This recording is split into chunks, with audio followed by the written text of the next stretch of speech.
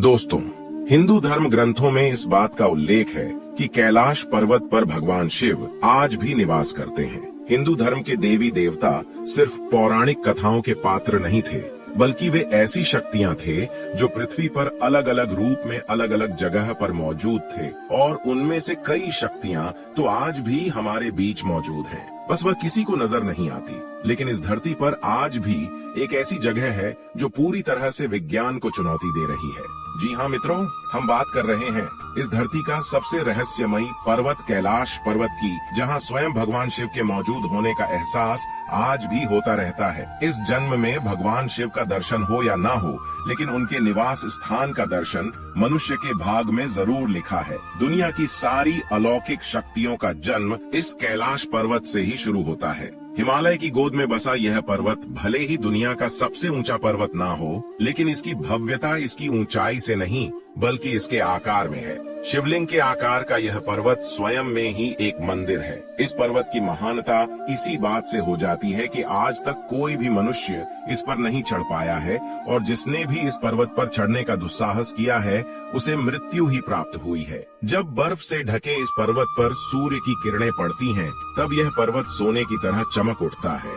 तब ऐसा प्रतीत होता है कि मानो कैलाश ही सत्य है और सत्य ही शिव। धरती के इस स्थान पर हवाओं की ध्वनि की तरंगों का कुछ इस तरह से मिलन होता है कि यहाँ आए हुए भक्तों को ओम की अद्भुत ध्वनि सुनाई देती है। धरती के एक ओर उत्तरी ध्रुव तो दूसरी ओर दक्षिणी ध्रुव है। इन दोनों के बीचों बीच स्थित है हिमालय, और हिमालय का केंद्र है कैलाश पर्वत, जो हजारों लाखों लोगों के लिए बहुत बड़ा पवित्र स्थान है। पश्चिमी तिब्बत में मौजूद कैलाश पर्वत सतह से करीब 22,000 फीट ऊंचा है। अमरनाथ यात्रा को जाते समय रास्ते में इस पर्वत के दर्शन होते हैं। मित्रों, आपको शायद मालूम नहीं होगा कि कैलाश पर्वत सिर्फ हिंदू धर्म के लिए ही नहीं बल्कि और 3 धर्म के लिए भी काफी पवित्र जगह है।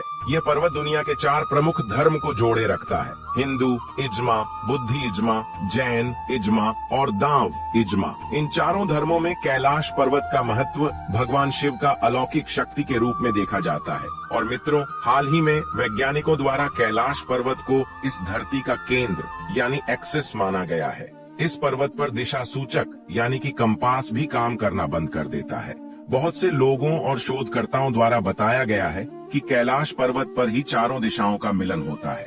यह पर्वत इस धरती के सभी जीव जंतुओं को जीवित रखने के लिए वातावरण को बनाए रखता है, और शायद इसीलिए इस जगह को प्राकृतिक शक्तियों का भंडार कहा जाता है। दुनिया की सबसे ऊंची चोटी है माउंट एवरेस्ट। इस पर आज तक हजारों लोग चढ़ाई कर चुके हैं, लेकिन हैरान कर देने वाली बात तो यह है कि माउंट एवरेस्ट से 2000 मीटर कम ऊंचाई वाले कैलाश पर्वत पर आज तक कोई नहीं चढ़ पाया। किसी भी पर्वत पर चढ़ाई करने में सबसे बड़ी दिक्कत आती है ऑक्सीजन की कमी की। माउंट एवरेस्ट की ऊंचाई 8,848 मीटर का है, और इस ऊंचाई पर ऑक्सीजन की मात्रा काफी कम हो जाती है। इतने मुश्किल हालात के बावजूद माउंट एवरेस्ट को अब तक 4000 से भी ज्यादा लोग फतेह कर चुके हैं, और दूसरी तरफ कैलाश पर्वत की ऊंचाई 6,638 मीटर का है, मतलब माउंट एवरेस्ट से लगभग 2000 मीटर कम।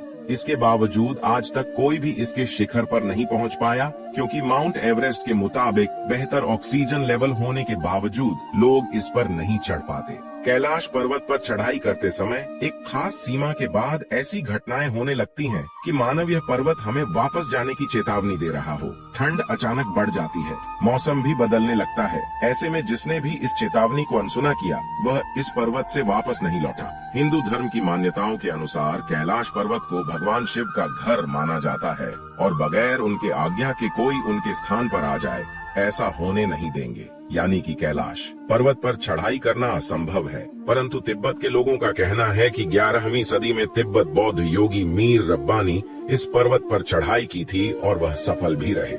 लेकिन इस बात को साबित करने के लिए उन लोगों के पास कोई प्रमाण नहीं है।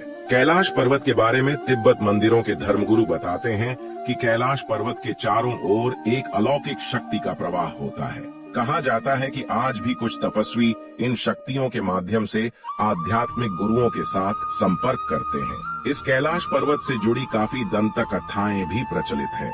उन्हीं कथाओं की सच्चाई का पता लगाने के लिए 1999 में रूस के नेत्र रोग विशेषज्ञ अर्नेस्ट मुल्लासेन ने कैलाश पर्वत के रहस्य का खोज करने के लिए एक टीम बनाई और इस पर्वत का कई दिनों के अध्ययन करने के बाद उन्होंने अपनी किताब में बताते हुए दावा किया है कि कैलाश पर्वत की छोटी, बिल्कुल इंसानों द्वारा तैयार की गई पिरामिड जैसा लगती है और कैलाश पर्वत की यह छोटी प्राकृतिक नहीं बल्कि किसी इंसान या फिर किसी अन्य शक्ति द्वारा बनाई गई है और इस जगह पर अजीब तरह की रेडिएशन होने के कारण इसे पारलौकिक गतिविधियों का केंद्र भी बताए हैं। उनके दावों में कितनी सच्चाई है यह तो आने वाला वक्त ही बताएगा, लेकिन डॉक्टर अर्नेस्ट मुल्लासेन ने जिस आदमी या शक्ति द्वारा कैलाश पर्वत को बनाए जाने की बात कही है वह शायद भगवान शिव ही थे। अगर हम भी कैलाश पर्वत को थोड़ा ध्यान से देखेंगे तो ये बात काफी सही भी लगती है और शायद इसीलिए इस पवित्र पर्वत का दौरा करने वाले लोगों ने दावा किया है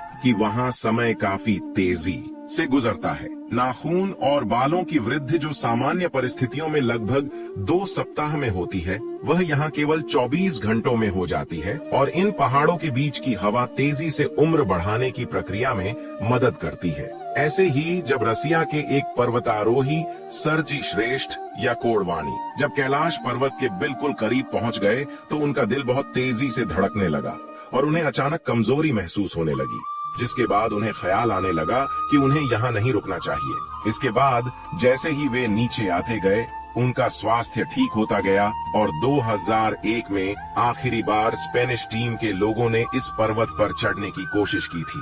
तब वह पूरी दुनिया भर के लोगों के दबाव के कारण उन्हें अपनी यह खोज रोकनी पड़ी और उस दिन के बाद से वहाँ की गवर्नमेंट कैलाश पर्वत पर चढ़ाई करने की अनुमति किसी को भी नहीं दी।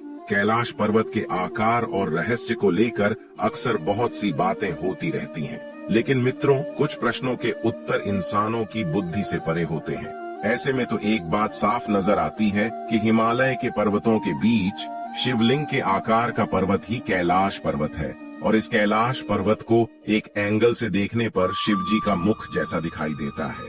मेरा मानना यही है कि उस कैलाश पर्वत पर शिव जी नहीं बल्कि कैलाश पर्वत ही शिव है। तो